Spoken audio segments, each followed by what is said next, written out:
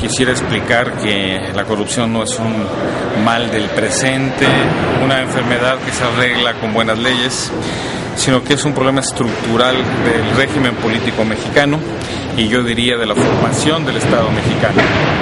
La corrupción es una mediación entre la ley y la práctica.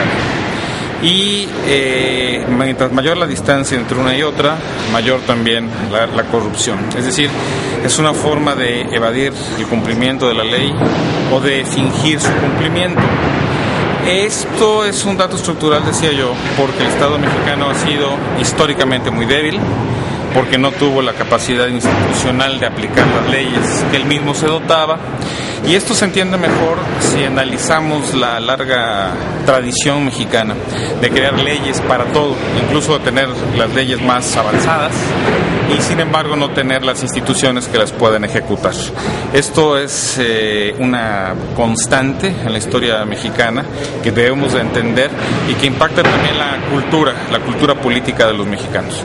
Los mexicanos estamos acostumbrados a esos procesos y no solo estamos acostumbrados, sino que por razones estructurales la mayoría de nosotros vivimos fuera de la ley.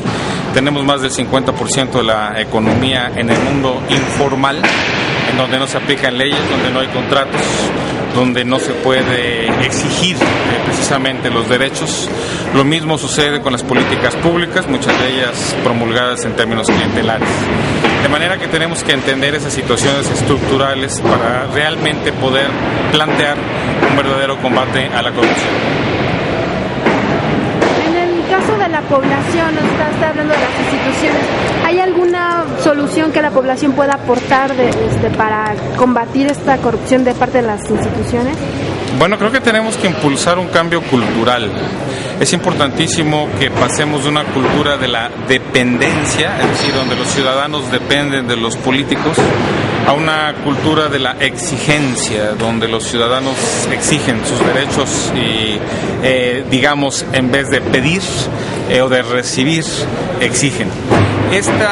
Este cambio cultural es difícil de lograr cuando que todo el funcionamiento del aparato está hecho precisamente para mantener esa dependencia de los ciudadanos respecto al gobierno. Pero si nos planteamos un cambio en esa dirección, es decir, en el sentido de que los ciudadanos se hagan ciudadanos, es decir, sepan que son portadores de derechos y que tienen razones legales y morales para exigirlos, que se cumplan, me parece que estaremos dando un avance sustantivo. Bueno, la ley ya plantea castigos a los corruptos. No es un problema de leyes, aunque por supuesto hay muchas mejoras que hacer, sino que es un problema de prácticas. Insisto en este punto, ¿no? Por eso no podemos interpretarlo como una carencia de leyes. En todo caso, es un problema de instituciones. Por ejemplo, por poner el caso más evidente, los contralores generales de los gobiernos estatales o el secretario de la Función Pública Federal son nombrados respectivamente por los gobernadores o por el presidente de la República. O sea, el funcionario vigilado nombra a sus vigilantes, ¿no? Eso es un problema estructural, elemental, ¿no? No puede suceder que el vigilado nombre a su vigilante, para empezar. O sea, desde esas estructuras básicas tenemos que modificar la operación del Estado mexicano.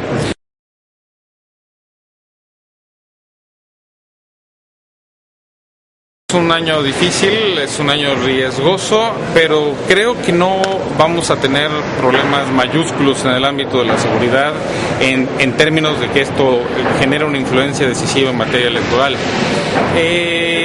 Creo más bien que lo que vamos a tener es una competencia más intensa de lo que parece hoy día. En ausencia de verdaderas alternativas programáticas, ¿no? Lo que se perfila es una lucha en donde las diferencias políticas entre los competidores, por más que parezcan simbólicamente grandes, son programáticamente pequeñas, y que más bien los ciudadanos tendrán que elegir entre la continuidad de estos gobiernos que no han logrado hacer transformaciones sustantivas del régimen, el regreso pleno al pasado o una apuesta, digamos, a lo desconocido. ¿Por qué en Veracruz?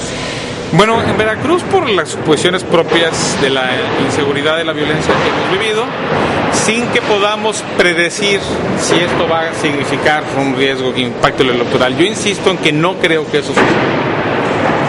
Es decir, habrá condiciones en que los gobiernos, tanto federal como estatal, harán lo necesario para evitar que haya riesgos mayúsculos en el proceso. ¿En Veracruz decidirá la violencia influirá en la toma de decisiones de los ciudadanos? Me parecería que no, y espero que así sea, digamos. No puedo predecirlo, pero me parece que los riesgos no son sustantivos. Pero culpar, por ejemplo, a un gobierno a otro de esta escalada de violencia, ¿eso podría...? Bueno, ese es un riesgo, por supuesto que sí es un riesgo, pero tengo la impresión de que se están generando pactos para evitarlo, ¿no? Porque no es en el interés de ninguno de los grupos políticos que esto suceda. ¿A qué pactos se refiere? Pactos entre gobierno federal y estatales para evitar la culpabilización mutua de estos procesos. O sea, un pacto de no agresión, ¿no? Así es, fundamentalmente.